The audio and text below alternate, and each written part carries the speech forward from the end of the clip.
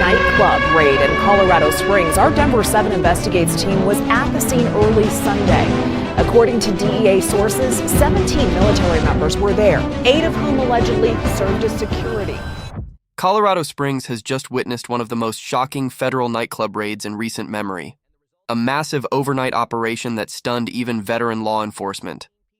In one coordinated sweep, 115 people were detained inside what appeared to be a normal late-night club, but was in fact a hub for drugs, prostitution, and organized crime. Even more disturbing, 17 of those detained were active-duty U.S. military personnel, a revelation that sent shockwaves through both the local community and the federal agencies involved. Agents on the scene described the operation as something straight out of an action movie. Flashing lights, streets sealed off, helicopters overhead, and hundreds of armed officers flooding the area. The raid unfolded just after 3 a.m. near South Academy Boulevard and Airport Road, transforming a quiet stretch of Colorado Springs into the center of a full-scale federal takedown. Within minutes, tactical teams stormed the club, breaking down doors and rounding up suspects as stunned onlookers watched from nearby sidewalks. But what investigators uncovered inside was far from a typical nightlife scene. Beneath the flashing lights and loud music was an organized criminal network operating right under the community's nose. Federal officials revealed that 105 of the detainees remain in ICE custody, with several others now facing federal charges related to drug trafficking, money laundering, and prostitution. For residents of Colorado Springs, a city more often associated with military bases and suburban calm than cartel-linked crime, the revelations were nothing short of staggering. Many woke up to breaking headlines and images of a nightclub surrounded by law enforcement vehicles, asking the same question: how did something this large go unnoticed for so long?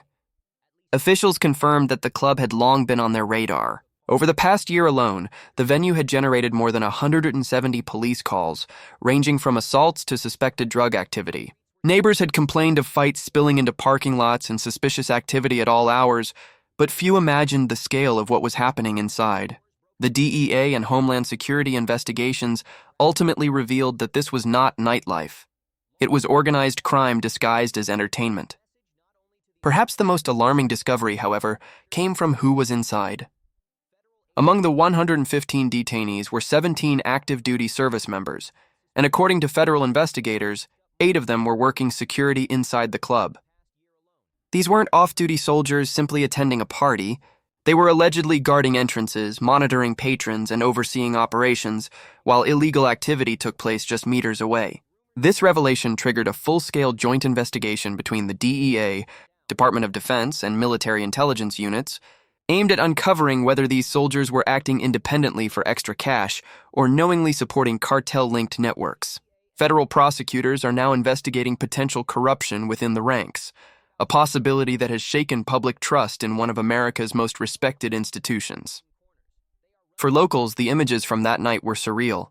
Men in uniform and civilians alike lined up outside the club in handcuffs, military gear scattered on the pavement beside confiscated weapons and drugs.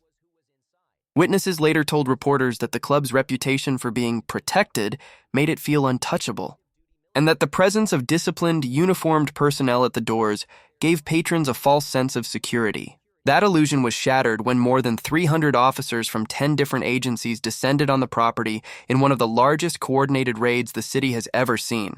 Officials say the message is clear: no one is above the law, and federal agents are now targeting the underground networks that think they can operate in plain sight. The Colorado Springs nightclub raid was more than just a law enforcement operation. It was a wake-up call about how deeply organized crime has embedded itself into American communities, sometimes with the help of the very people sworn to protect them.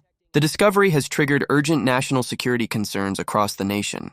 If 8 active-duty service members were found working as security guards in a single nightclub, officials now fear how many more could be involved in other criminal operations throughout the country. Could organized crime groups or cartels be intentionally targeting military personnel, luring them with fast cash in exchange for loyalty and protection? Investigators are not dismissing that possibility. The concern is grave. If criminal organizations are capable of infiltrating the military, even at the local level, they gain far more than manpower. They acquire access to training, discipline, and possibly even military-grade tactics or equipment, all of which can make their operations more dangerous and sophisticated. Federal authorities are treating this angle with the highest level of seriousness. The military has already announced a parallel investigation to determine whether any laws or internal regulations were violated and if higher-ranking officers had prior knowledge of their soldiers' off-duty involvement. The DEA has made its position clear. No one is above the law. Uniform or not, if you stand guard over an operation tied to drugs and trafficking, you will face the consequences, one agent stated firmly. For Colorado Springs, a city long known for its deep respect toward military service, the revelations have struck a painful chord. Families who view the military as the foundation of their community are now asking difficult questions. How could something like this happen right under their noses? The presence of 17 military members inside the nightclub turned what was already a major law enforcement operation into a national scandal. It demonstrated that organized crime isn't just targeting low-level criminals, it's reaching into institutions that were once considered untouchable. Officials emphasize that this raid marks only the beginning. The coming months of interrogations, investigations, and prosecutions will reveal just how deep the corruption runs, and whether this incident represents an isolated embarrassment or a symptom of a far more dangerous infiltration within the ranks. The scale behind the Colorado Springs nightclub raid. The full scope of the operation is best understood through the numbers, and they paint a staggering picture of how vast this network really was. Out of 115 individuals detained, DEA officials confirmed that 105 remain in ICE custody for failing to provide legal documentation of their status in the United States. The list of countries represented makes it clear that this was not a local crime ring, but an international enterprise. The detainees hail from Guatemala, Cuba, El Salvador, Mexico, Venezuela, Colombia, Nicaragua, Chile, and Honduras.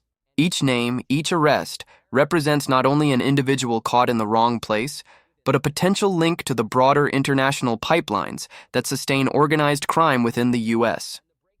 This raid did not simply shut down one illegal nightclub, it exposed a hub where local activity and global networks converged right in the open. For law enforcement, it was the culmination of years of suspicion finally proven true. Residents had long whispered about what was really going on inside, but even they were stunned by the scale of what was uncovered. A nightclub that looked from the outside like any other late-night venue turned out to be a command post where multiple nationalities, trafficking operations, and criminal enterprises intersected. When federal agents finally stormed in, they found not just Colorado Springs locals but people from across Latin America, many now under federal review for possible cartel affiliations. This discovery explains why ICE took such an active role in the operation. Immigration violations were only a small piece of the puzzle. The larger concern was whether cartel-linked operatives were exploiting immigration loopholes to establish manpower directly within U.S. cities, a network hiding in plain sight. The arrests revealed just how layered and complex the criminal web had become. This wasn't a simple case of a few individuals selling drugs or getting into bar fights. Among those detained were people flagged for human trafficking, others suspected of running prostitution rings, and at least 2 fugitives with outstanding warrants for violent crimes. According to Colorado Springs police, the nightclub had effectively become a magnet for criminals who used its chaotic crowds as cover. The mix of serious offenders under one roof confirmed that this was not an ordinary nightlife hotspot. It was a strategic meeting point for organized crime. Federal officials described the location as a command and control center, not just a party venue. Months of intelligence gathering had led to this moment. The club had changed locations multiple times across the city to evade capture, growing larger and bolder with each move. Every relocation brought in new crowds and generated even more police calls. Over the past year alone, there had been more than 170 calls for service, ranging from noise complaints to suspected trafficking and assaults. Each time authorities investigated, the nightclub disappeared, only to reopen somewhere else under a new name. That cycle ended abruptly at 3 a.m. on Sunday morning, when more than 300 officers from at least 10 agencies surrounded the building and executed a coordinated strike. The night Colorado Springs stood-still streets were sealed off. Tactical teams moved in formation. Buses lined up outside as waves of detainees were escorted out in handcuffs. Helicopters hovered above as flashing lights illuminated the entire district. Witnesses described the scene as something out of a movie. Chaotic, loud, and shocking. By sunrise, the once bustling nightclub was empty, transformed into a federal crime scene. The numbers tell the story best. 115 detainees in total, 17 active duty military members among them, 105 individuals held by ICE for immigration violations, 9 nationalities represented 2 fugitives, captured 300 officers involved. In the raid, 170-plus service calls to the same location over the past year. Each figure represents not just the scale of the operation, but the depth of the threat hiding in plain sight. For a city like Colorado Springs, better known for its military pride and suburban calm, this raid has shattered a sense of security. Officials now warn that organized crime is no longer confined to border regions. It's infiltrating heartland cities, adapting quickly, and using legitimate-looking establishments as fronts. Federal authorities stress that this case is far from closed. Each of the 115 detainees will undergo a thorough investigation, with agents tracing possible ties to larger criminal networks across the country and abroad. As one senior DEA official put it, this was not just a nightclub. It was a command post for organized crime, and this raid is only the beginning. The message is now clear. Organized crime is not just a border problem anymore. It's here, it's expanding, and it will take massive, coordinated action to stop it.